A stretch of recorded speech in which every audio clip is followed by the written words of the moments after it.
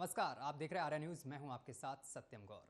पश्चिम बंगाल विधानसभा चुनाव के चौथे चरण के लिए 44 सीटों पर शनिवार को वोटिंग हुई और वहीं कूच बिहार में गोलीबारी की घटना को लेकर राज्य की मुख्यमंत्री ममता बनर्जी ने गृह मंत्री अमित शाह से इस्तीफा मांगा है और 5 जिलों की 44 सीटों पर वोटिंग के मद्देनजर सुरक्षा के पुख्ता इंतजाम भी हैं। और वहीं आपको बताते चले, हालांकि वोटिंग के बीच कूच बिहार और हुगली में भाजपा और टीएमसी कार्यकर्ताओं के बीच यहां पर झड़प की खबर भी सामने आई थी। कूच बिहार में गोली में 4 लोगों के मारे जाने की खबर है। वहीं इस चरण में उत्तर बंगाल में कूच बिहार, दक्षिण 24 परगना, हावड़ा और हुगली में 44 विधानसभा सीटों पर मतदान हुआ और चौथे चरण के मतदान से पहले प्रचार के अंतिम दिन हावड़ा में बीजेपी तो उत्तर बंगाल के कूच बिहार जिले में यहां पर सत्ताधारी टीएमसी के उम्मीदवार पर जानलेवा हमले की घटना सामने आई और दोनों ही दलों में आमने सामने उम्मीदवारों पर हुए हमले को लेकर एक दूसरे पर यहां पर आरोप लगाया गया। ऐसा पहली बार नहीं है, इससे पहले भी टीएमसी और बीजेपी कार्यकर्ताओं पर यहां पर हमले की खबर आई और दोनों ने ही एक दूसरे पर आरोप लगाए हैं। और आपको बता दें कि इससे पहले बीजेपी की प्रचार वाहन गाड़ी पर भी हमला किया गया था।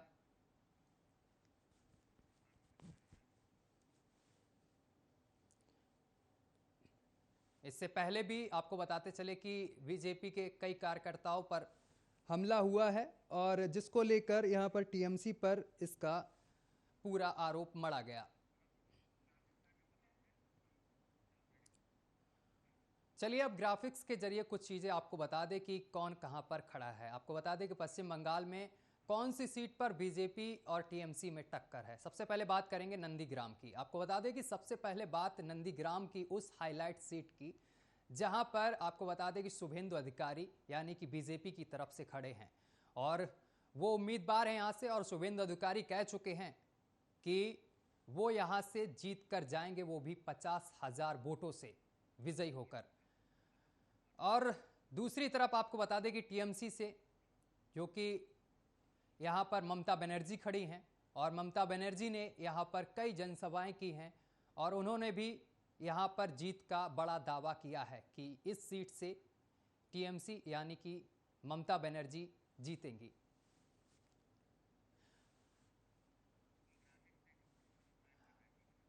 और धूपगुड़ी से उम्मीदवार हैं विष्णुपद रॉय जो कि यहाँ पर बीजेपी से खड़े हैं, बीजेपी उम्मीदवार हैं और यहाँ से भी बड़ी टक्कर है धूपगुड़ी से।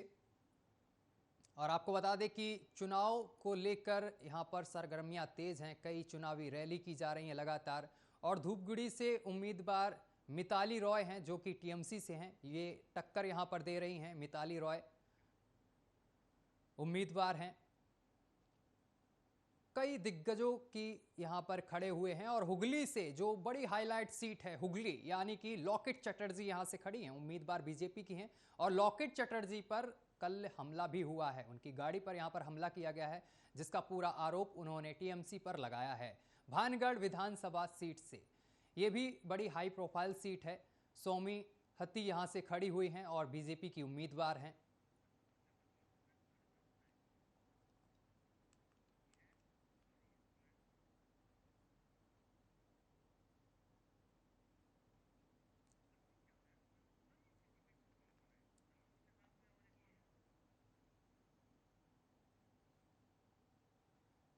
तो आपको बता दें कि ममता बनर्जी और साथ ही नंदीग्राम की सीट से खड़ी ममता बनर्जी।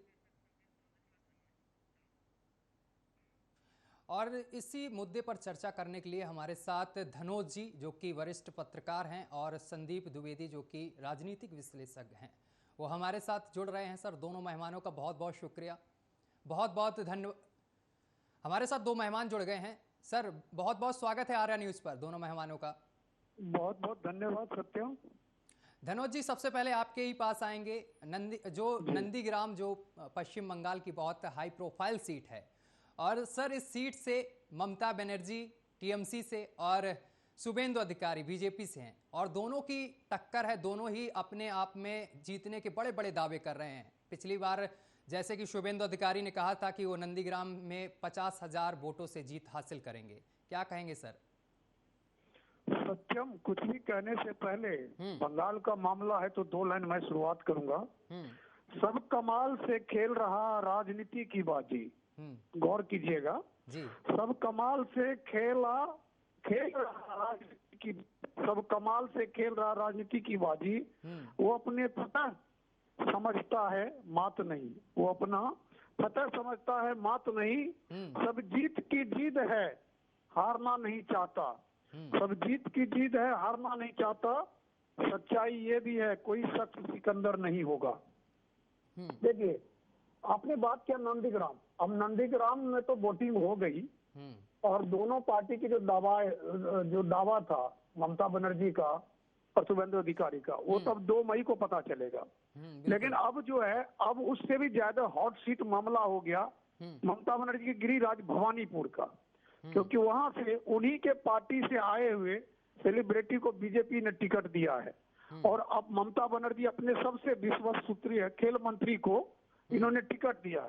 तो अब देखने वाली बात यह है कि नंदीग्राम का तो जो भी सीन होगा वो तो 2 मई को होगा, लेकिन अभी भवानीपुर में किस तरह से ममता बनर्जी खास तौर पर और बीजेपी ने जिस तरह अपनी तमाम ताकत को झोंक दिया भवानीपुर में, तो देखने वाली बात यह भी है कि भवानीपुर में क्या होगा। लेकिन 2-3 बातें मैं जरूर ऐड कर दूं आपको अपने विश्लेषण में कि जिस तरह से 3 सीट वाली बीजेपी 2019 में लोकसभा में 18 सीट लाया और इस हिसाब से उन्होंने जो वोट प्रतिशत था उसका वोट प्रतिशत उनका बढ़ता चला गया। आज उसी को देखते हुए बीजेपी की मंशा देखिए। बीजेपी बंगाल को जीतने के लिए हर संभव प्रयास कर रही है। वो अपने उन तमाम लीडरों को जो केंद्र में मंत्री है, सांसद है, उनको उन्होंने टिकट देकर बंगाल में उतार चुकी है बीजेपी।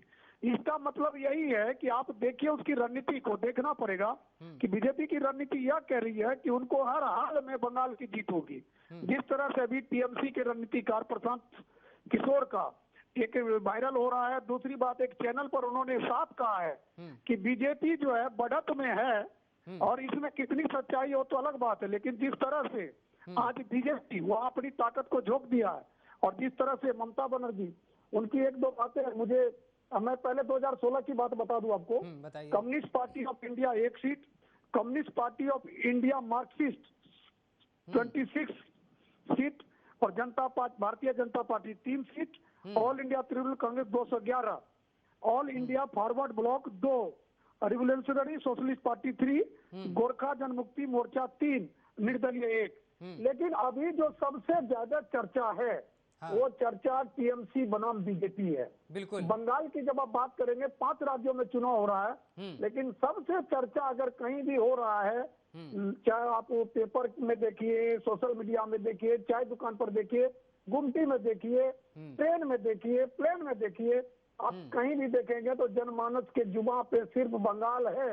वहां पर बंगाल इसलिए क्योंकि बंगाल में बीजेपी पूरी ताकत झोंक दिया कि किस तरह टीएमसी को हराए। बिल्कुल। लेकिन माँ माटी मानुष का नारा देने वाली ममता बनर्जी और उनके रणनीतिकार प्रशांत किशोर, जो कि कभी बीजेपी के भी रणनीतिकार रहे, कभी कांग्रेस के भी रणनीतिकार रहे, प्रशांत किशोर को जो है सत्यम तमाम पार्टियों के रणनीति का पता है।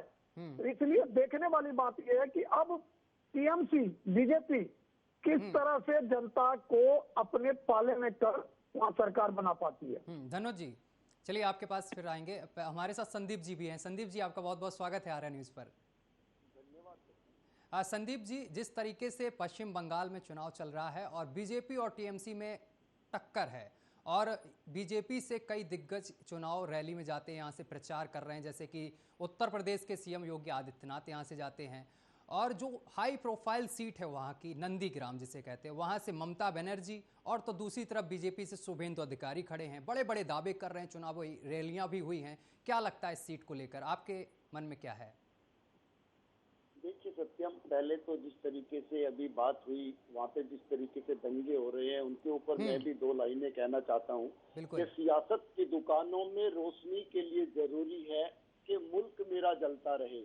तो इस तरीके से लोगों की जान जाती है और राजनीतिक दलों को एक दूसरे के ऊपर उंगली उठाने का मौका मिल जाता है। टीएमसी के लोग कहते हैं हमारे लोग मारे गए और भाजपा ने मार दिए, भाजपा के लोग कहते हैं कि हमारे लोग मारे गए और टीएमसी ने मार दिए। लेकिन हकीकत में जिन माँ बाप के बच्चे जाते हैं, जिनके माँ बाप जाते हैं, वही उसकी हालत जानते हैं। क्योंकि इलेक्शन खत्म होने के साथ, वोटिंग खत्म होने के साथ वो दर्द केवल उन घरों तक सिमट करके रह जाता है। तो ऐसी चीजें नहीं होनी चाहिए। अब मैं राजनीतिक चीज पे आता हूँ। जो मेरे साथी हैं उन्होंने बहुत अच्छी तरीके से विश्लेषण किया है बंगाल की राजनीति का। लेकिन मैं ये मानता हूँ कि जिस तरीके का प्रचार हम टीवी चैनलों के माध्यम से, डिबेट के माध्यम से, न्यूज़पेपरों के माध्यम से देख रहे हैं, वहाँ पे टक्कर पूरे तरीके से आज की तारीख में भारतीय जनता पार्टी और टीएमसी के बीच है। और मैं सत्यम आपको याद दिलाना चाहूंगा, जिस तरीके से सेम बिहार का चुनाव था, प्रचार बहुत ज्यादा था, पूरे देश के नेता झुके हुए थे, क्योंकि क्षेत्रीय दलों के पास अपने लोग, अपने स्टेट के लोग ही होते हैं काम करने के लिए।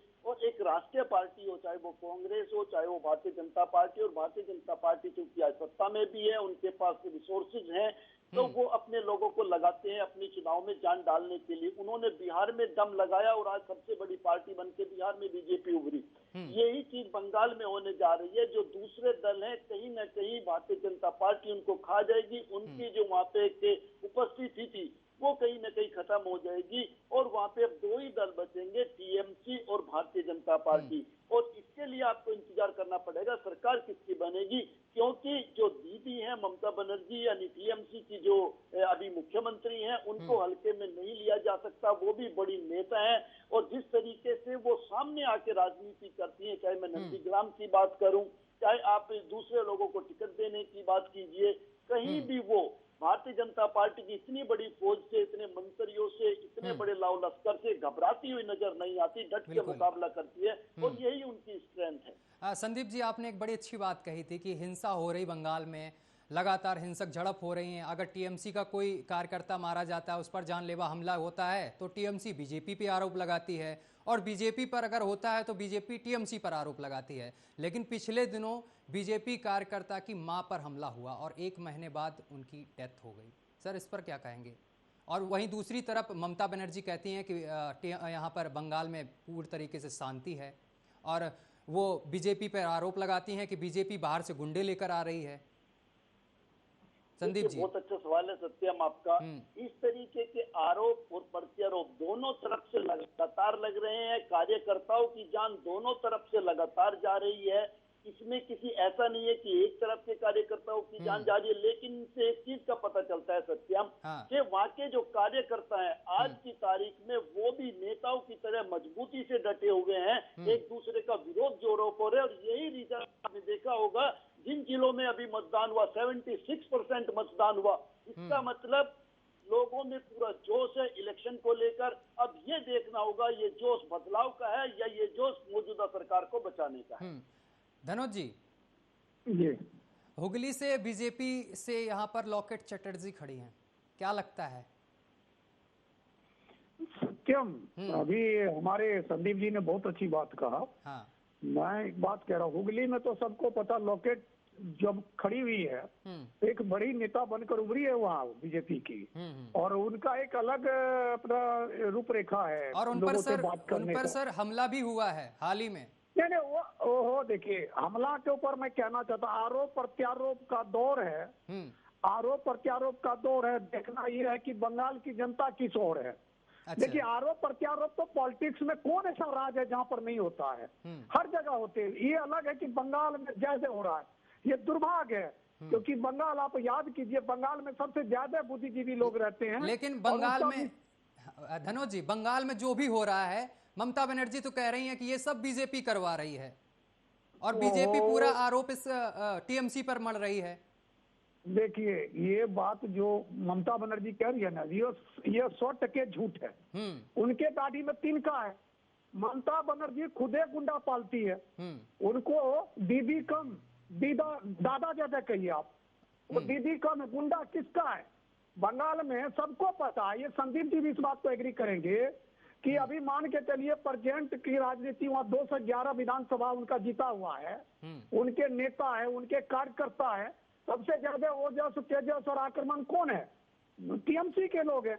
अरे भाजपा के लोग तो सब बाहर से जाके वहां पर, आपने देखा होगा कि विजय कैलाश वर्गीय भी ईट पत्थर ईट इकट्ठा कर रहा है।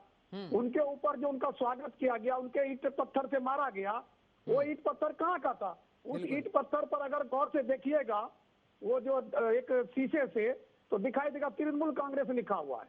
उस तमाम ईट पत्थर पर नाम ही लिखा हुआ तृणमूल कांग्रेस। खुद गुंडागर्दी करती है ममता बनर्जी और नाम लगाती है। वो अभी जो घटना हुई, गोलीकांड हुआ कुछ बिहार में, उन्होंने क्या कहा? उन्होंने तो अमित शाह का इस्तीफा तक मांग दिया।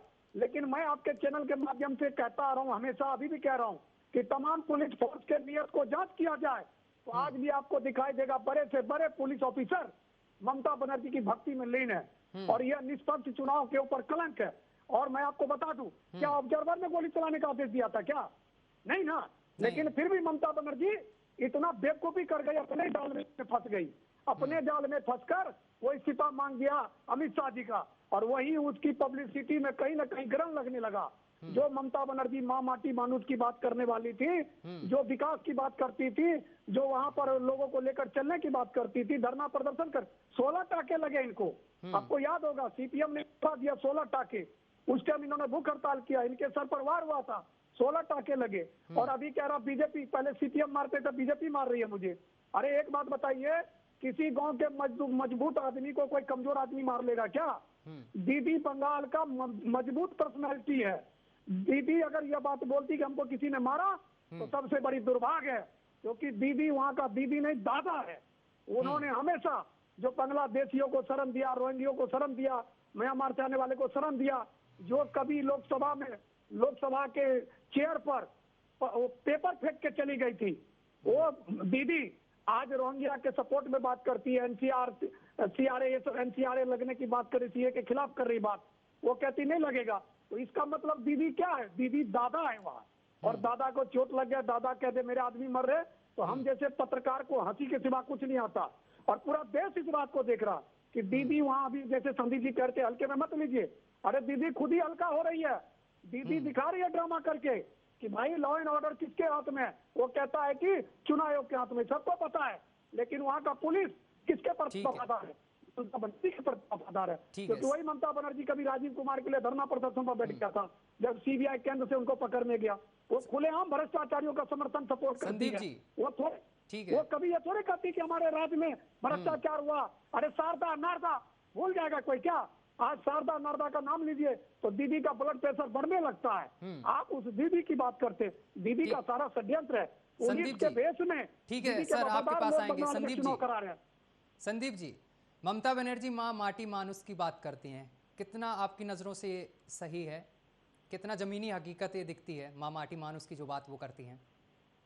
देखिए सत्यम, मैं आपको बताऊं, राजनीतिक लोग जो होते हैं इनके हाथी के दांत खाने के और दिखाने के और होते हैं। तो ये पब्लिक के सामने कुछ और करते हैं, लेकिन इस चीज से मना नहीं किया जा सकता, जिस तरह अभी मेरे साथी ने बताया कि ममता बनर्जी की जो राजनीति है और जो उनका राजनीति करने का तरीका है, वो बहुत आप समझिए अटैकिंग है। अटैकिंग मूड में वो रहती है, और वही चीज उनके जो कार्यकर्ता हैं उनके अंदर दिखाई देता है। हमेशा जोश में रहते हैं, और इसी जोश और इसी अटैकिंग उनके जो बोलने का तरीका है, इसी वजह से इन्होंने लेफ्ट की सरकारों को उखाड़ के फेंक दिया था। और आज तक वो चीज इनके बदस्तूर जारी है। जहां भी वो जाती हैं, वो कभी अपने कार्यकर्ताओं को शांत करने की बात नहीं करती, हमेशा अपने कार्यकर्ताओं को मजबूत करने की बात करती है, उनको उकसाने की बात करती है। और उनके कार्यकर्ता कभी भी किसी भी हद तक लड़ाई झगड़े के लिए तैयार हो जाते हैं। और यही स्थिति है जिस वजह से भारतीय जनता पार्टी को शुरू से लेकर और आज तक, जब कैलाश विजयवर्गीय को वहां का प्रभारी बनाया गया,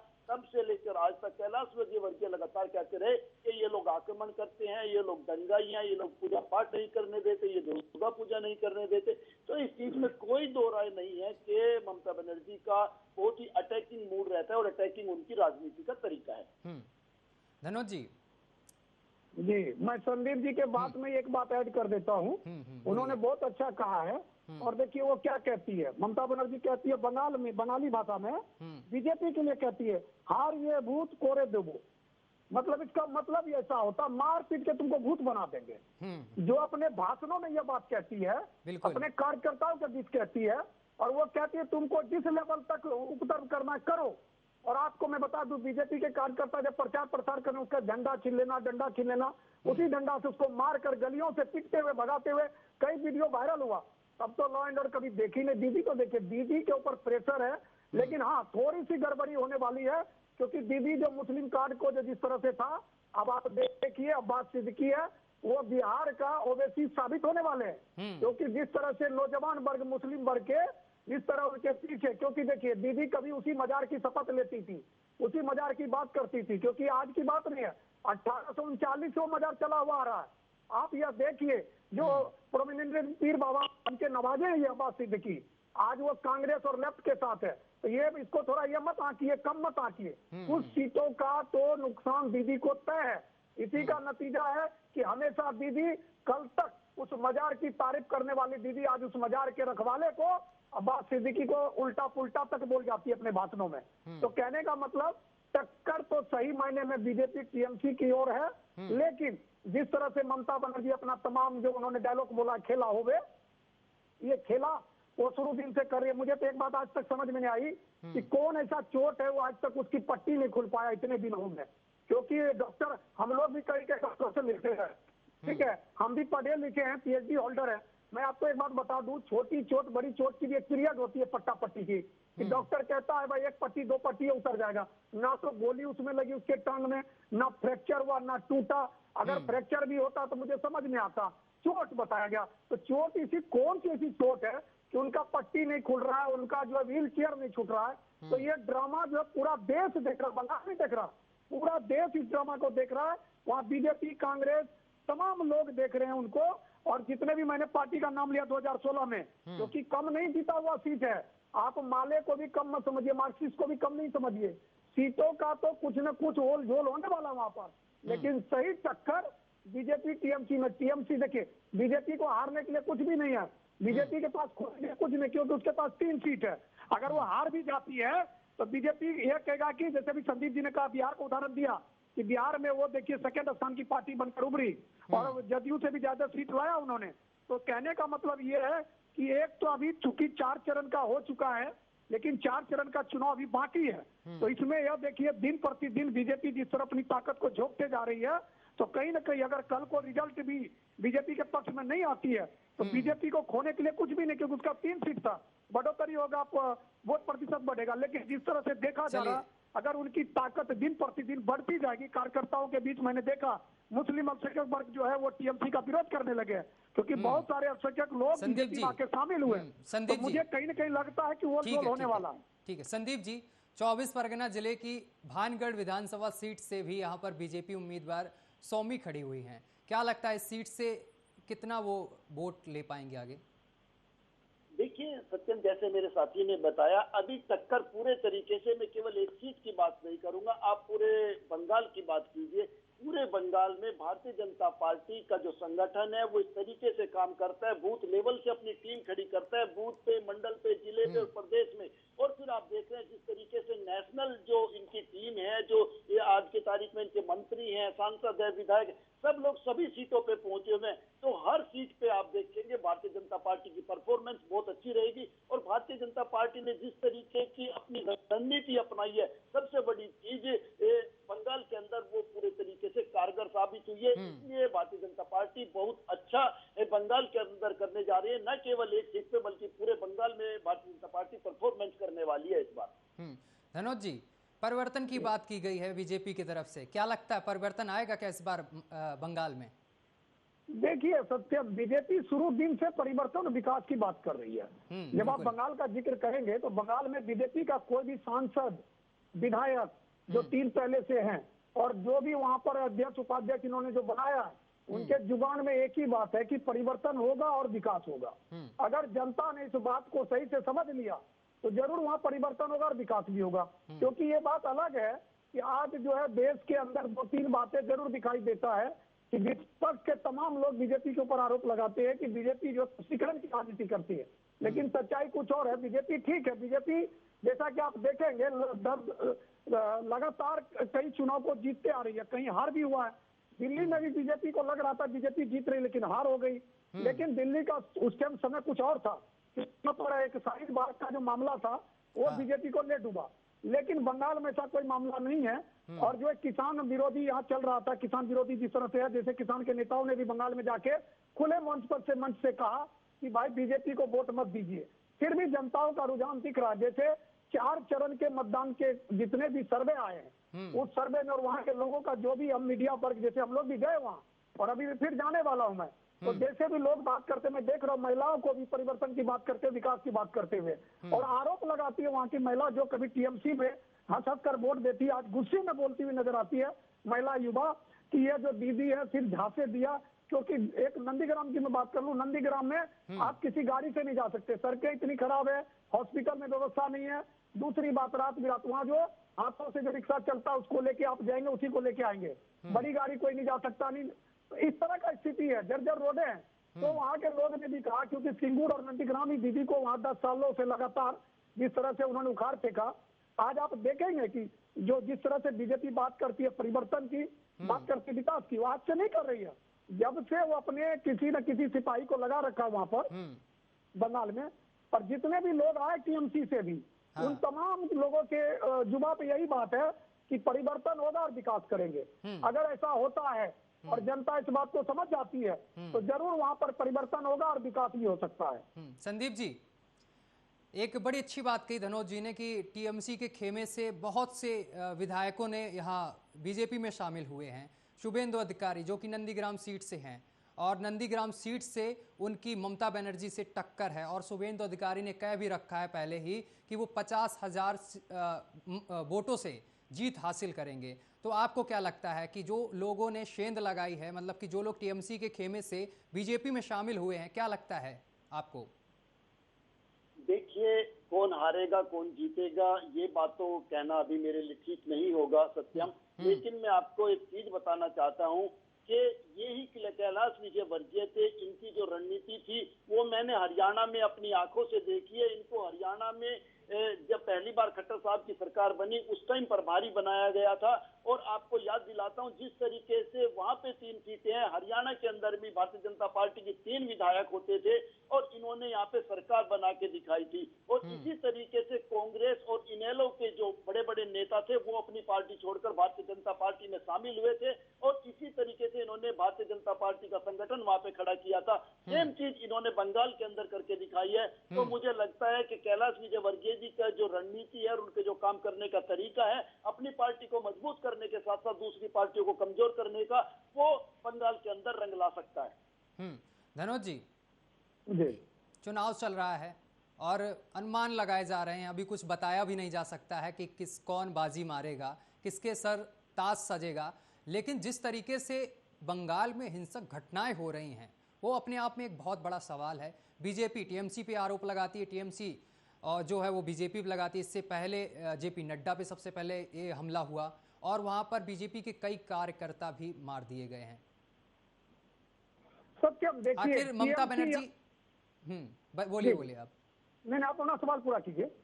नहीं, वही मैं सोच रहा हूँ, वही बोलना है मेरा कि आखिर ममता बनर्जी करा रही हैं या फिर बीजेपी, दोनों एक दूसरे पे आरोप लगा रहे हैं।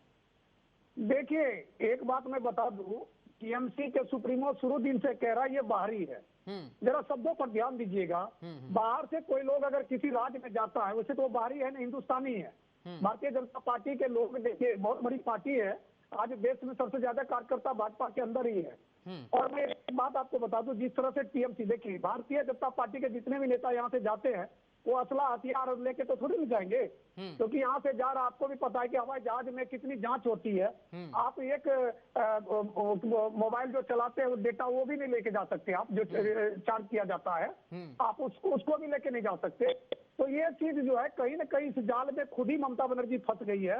क्योंकि ममता बनर्जी, देखिए ममता बनर्जी वहाँ कई सालों से सरकार में है, सबको पता है कि मुस्लिमों को संरक्षण दे रखी है, और ममता बनर्जी के संरक्षण में मुस्लिमों का जो दिमाग है वो 7वें आसमान पर, वो किसी को कुछ समझते नहीं है। लेकिन बीजेपी जब से कमाल, अभी संदीप जी ने बहुत बात किया, इन्होंने कहा अभी विजय कैलाश वर्गीय के विषय में, उन्होंने जिस तरह से हरियाणा, देखिए उनकी एक आदत बहुत अच्छी है, दिल के बहुत अच्छे इंसान, सबसे मिलते जुलते हैं वो, और उसका रणनीति जो है जबरदस्त है।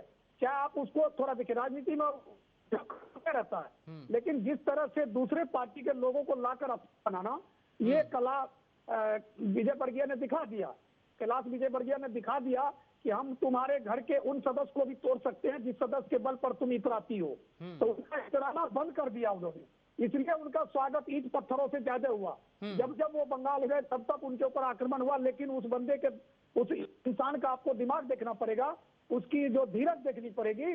वो हमेशा उस चीज को चोट खाने के बावजूद वहाँ संगठन को मजबूत किया, वहाँ लोगों को जोड़ के रखा, और टीएमसी के बहुत सारे नेता, जो सम्मानित नेता, उन सबों को वो लाके बीजेपी के पाले में खड़ा कर दिया।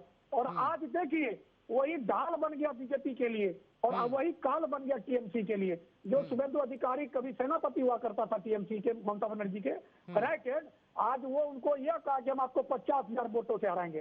तो कहीं ना कहीं आपको देखना पड़ेगा, नंदीग्राम के विधायक, वो सिटिंग विधायक है, और सिटिंग विधायक के प्रति कार्यकर्ताओं का रुझान होता है, जनताओं का रुझान होता है, क्योंकि जो विधायक है उनको तो प्यार से विधायक जी बोलते हैं। और दीदी जो भवानीपुर छोड़ के आई, तो लोगों में ये भी एक संदेश जाता है कि दीदी जो है गुस्से में सब कुछ छोड़ के भाग जाती है। आज भवानीपुर छोड़ के आ गई, कल को नंदीग्राम भी छोड़ देगी, लेकिन शुभेंदु अधिकारी है, ये छोड़ते नहीं है, ये कार्यकर्ताओं को पकड़ के रखते हैं। कहीं ना कहीं इस बात को देखना पड़ेगा कि जो आपने सवाल किया कि मारपीट, अंधाधुंध, ये सब किसका काम है।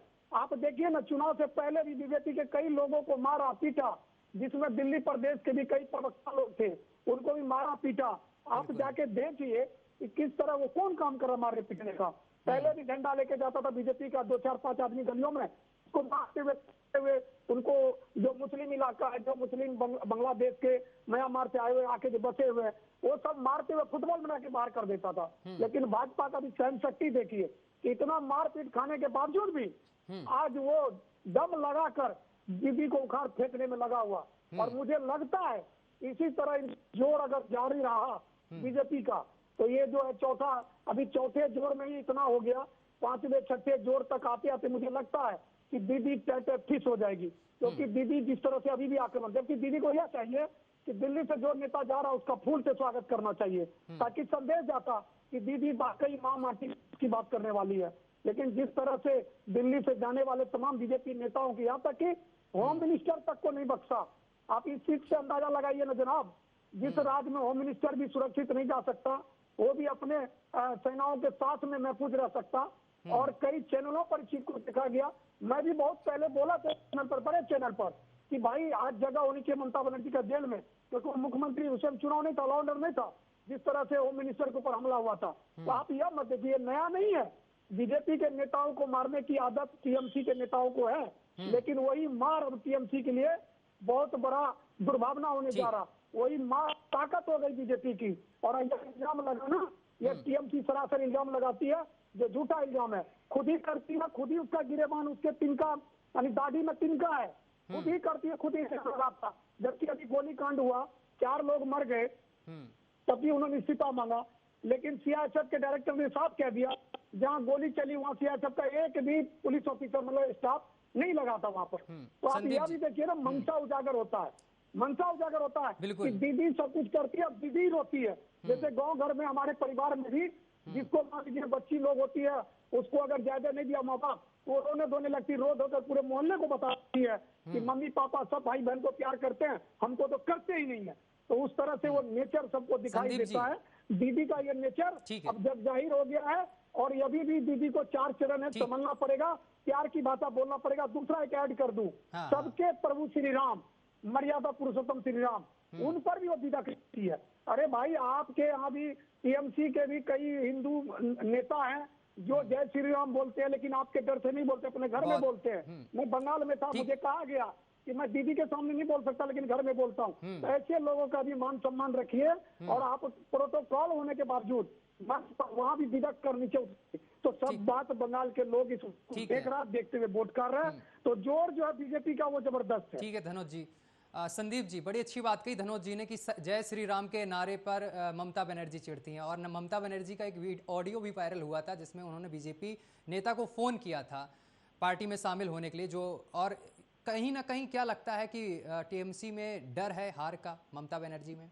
संदीप जी देखिए सत्यम जी, जब इस तरीके का इलेक्शन का माहौल रहता है तो डर तो सभी के अंदर रहता है, लेकिन आज की तारीख में हिंदुस्तान की राजनीति में एक बदलाव आया है, वो मैं आपको बता देता हूँ। जिस तरीके से धनोज जी ने भी जिक्र किया था इस बात का अभी तक हमारे देश की राजनीति में ये माना जाता था कि मुस्लिम वोट बैंक जिताने वाला वोट बैंक है, लेकिन पिछले कुछ समय से आप देख लीजिए, अगर उत्तर प्रदेश के अंदर देखेंगे, अखिलेश यादव का ये मुस्लिम वोट बैंक से जीतने वाला कार्ड फेल हो चुका है, मायावती का मुस्लिम वोट बैंक से जीतने वाला कार्ड फेल हो चुका है, बिहार के अंदर लालू यादव का मुस्लिम वोट बैंक से जीतने वाला कार्ड फेल हो चुका है। सेम यही चीज ममता बनर्जी बंगाल में अप्लाई करना चाहती थी, लेकिन यही चीज मुझे लगता है कि मुस्लिम वोट बैंक के पीछे भागना, मुस्लिम वोट बैंक के लिए दूसरों को इग्नोर करना ममता बनर्जी के लिए मुश्किल खड़ी कर सकता है, और यही आज की तारीख में ये बंगाल के अंदर भारतीय जनता पार्टी की मजबूती बन के उभरा है। ठीक है, दोनों मेहमानों का तमाम बातचीत करने के लिए बहुत बहुत शुक्रिया।